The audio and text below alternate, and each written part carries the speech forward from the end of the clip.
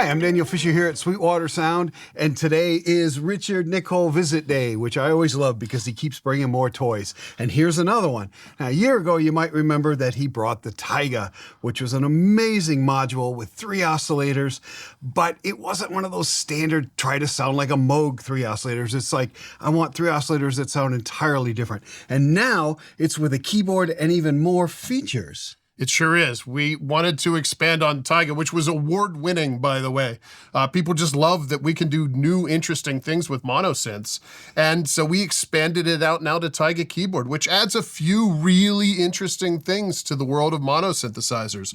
One, it's expanded, so there's plenty of room. All the knobs are nice and big. You can reach in there and touch stuff. And 2, we have more modulation on this one. So we have an additional analog modulator. Okay. The Taiga desktop has 1. This one has 2 analog LFOs. And we also have the digital mod wheel. And what this is it can be either a standard mod wheel where it's 0 to 5 volts in analog synth speak, or it can be an LFO, or it can be a decay envelope, or just random. And in addition to that, and this is something we think is really clever, for the first time we know of in the synth world, we've added just a little bit of Eurorack to the right-hand side. It's not enough to be a Eurorack case on its own, but we think it's really nice. It's like an expansion bay. So if you need 4 oscillators, if you need 5 oscillators, if you want to add a different flavored filter. So we have our classic Pittsburgh filter in here, obviously, but say you want to add a transistor ladder filter,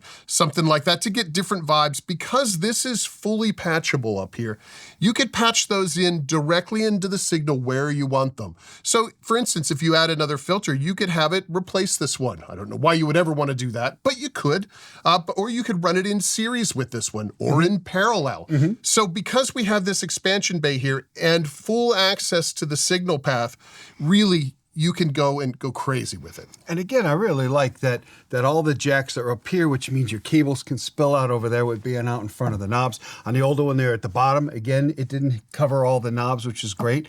And then the 24U space there, one of the things I wanted to show was this very cool thing that goes there, and it shows you the signal flow. So even if you don't have it, it's not like you have a gaping space there. Yeah, and the signal flow is sort of an homage to all those awesome retro synths that they always had the signal flow on the right-hand side. And when I was growing up playing synths, I used that. That's how I knew how to get around. And we wanted to honor that tradition. So tell me a little bit about the connections front and back. So yeah, on the back, we have 2 1/4-inch outputs that for left and right, and we have 5-pin DIN MIDI this time. We had plenty of room to put the larger ones on there. Makes it easy. And on the top, we have a full complement of patch points. So this really gives you access to everything. This is, although it's normal and you don't need any patch points to use it, you can go in and break everything apart. So the oscillators can be separated, the mixer can be separated, everything can be rerouted. It's as if everything was its own Eurorack module. That's exactly right. But you don't have to think about that until you want to, which makes it really nice. You don't have to say, oh, there's a million jacks, which one do I need? When you want to switch one, you'll know which one you need. And so, like I mentioned, the Taiga desktop module, I've been playing with that for a year, and it sounds like nothing else I own. It is really what I go to when I want something that isn't the standard East Coast, sound like a mini Moog kind of thing. And so we did 2 videos on that, an introduction to it, as well as I did a deep dive on every knob, and mostly that'll be similar here, of course. So let's go into some of the areas where it is different than the desktop. Yeah, well, I think a great place to start, because I have you here, and I can't play at all. Don't tell anybody. I want to see you play this thing. I want to see someone that can really dig in and play some keys, because we have this beautiful 37-key keybed that we designed specifically for this instrument, and I want to hear a virtuoso go at it. Okay, so to start, we're going to have some effects. We're using the Black Hole DSP2 by Erica Synths. That gives us different types of DSP effects, and they come out in stereo, which will be very cool, which, as you said, goes in here and comes out true stereo out of the back with 1/4-inch. That's right. So tell you what, let's trade places, and I'll start over here, and I'm going to let you tweak while I just come up with notes. I like it. Cool.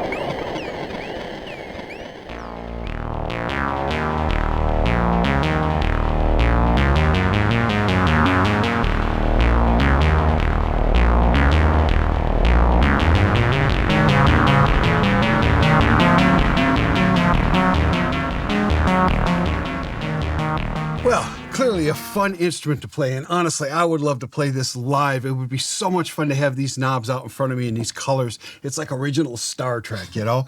If you have any further questions about the Taiga desktop or the Taiga keyboard, I'm going to put the links to the other 2 videos that go into each of these knobs very deeply. And go to Sweetwater.com. We have lots of videos of all kinds of stuff. And again, thank you, Richard, for coming. This is just so much fun to see. Oh, thanks for having me. It's always a blast to jam out with you on these things. You make them come to life.